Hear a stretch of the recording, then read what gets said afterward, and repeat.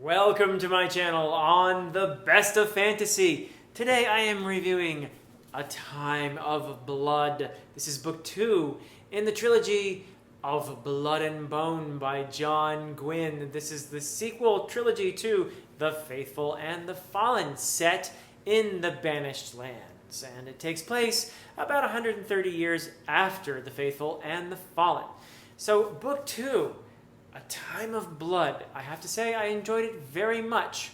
But before I get into it, I will tell you that this review will be spoiler free, and I will put a link in the description below to my review of A Time of Dread, book 1 of Blood and Bone.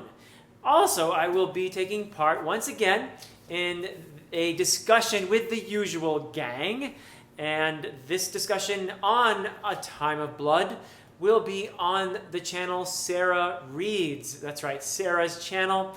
Wonderful channel. I highly recommend you check it out. And I'll put a link in the description below to her channel. And also, we will be joined by the usual gang, as I said. There's Alex, Abby, Patrick, Alan, and Jimmy. So I am really looking forward to that discussion. I hope we'll all be able to find a time that works for everyone to get together. When you get that many people, it gets a little complicated, but hopefully we'll find the right time. So A Time of Blood is the middle book in a trilogy, and I could not help but think of one of the middle books of The Faithful and the Fallen as I was reading this book. So it did put me in mind, in some ways, of Valor. That's book 2 of The Faithful and the Fallen. One of the reasons is that Valor features some intense, action-packed chase scenes, just extended. The book is a lot of chase scenes of the characters being chased by the baddies and trying to escape and make their way, and in the process forming some important bonds and all of that stuff. So yeah, these chase scenes do play an important role in terms of putting the various players in their respective places so that the climax can happen. Also, these chase scenes can serve to give us a band that is brought together by this crisis, and they form really intense, strong bonds as a result of the dangers that they must escape together. So that's a common thing in fantasy, and Gwynne does it really, really well. And it's also important for setting up the finale. So, and I have a lot of nostalgia at this point for The Faithful and the Fallen, I think, like a lot of Gwynne fans. But I have to say, though, that A Time of Blood actually, in my opinion, improves on Valor, in the sense that there are more breaks from the action. So small moments sometimes, but sometimes moments of that have sentimental value. There were some of those in Valor, but I found myself, as I was reading Valor, if I remember correctly, wanting more of those, wanting more pauses, more moments to soak things in.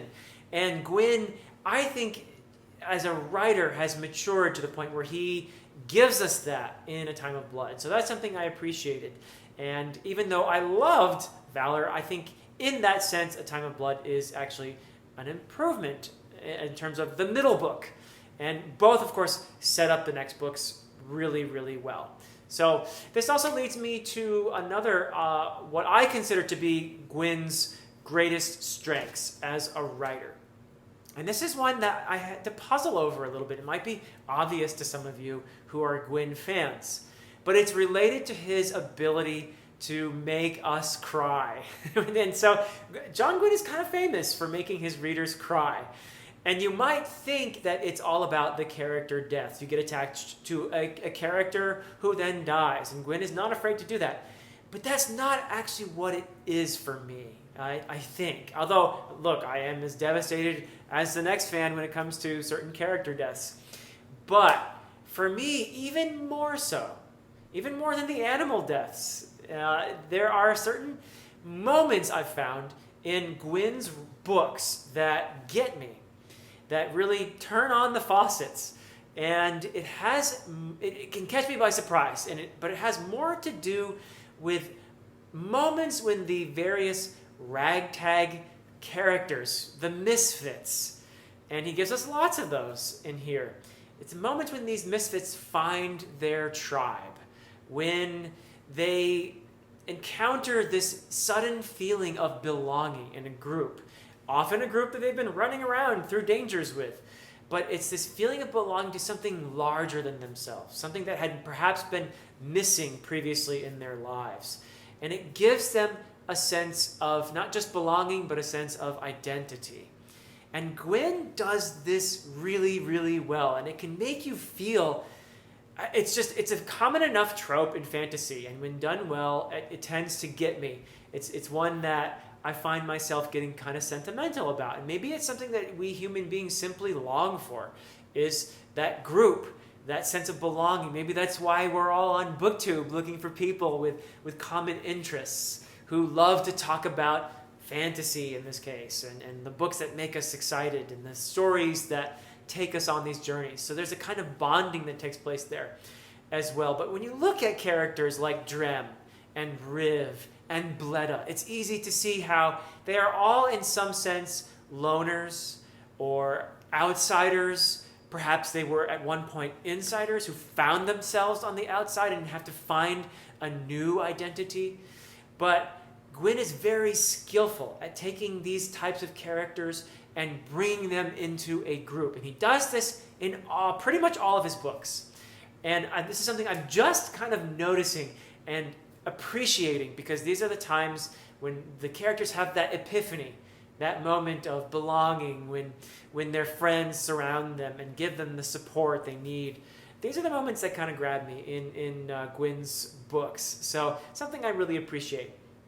Along with that is this theme, I think, of found identity and belonging. And in this case, in the Blood and Bone trilogy, I'm seeing a lot of hybridity.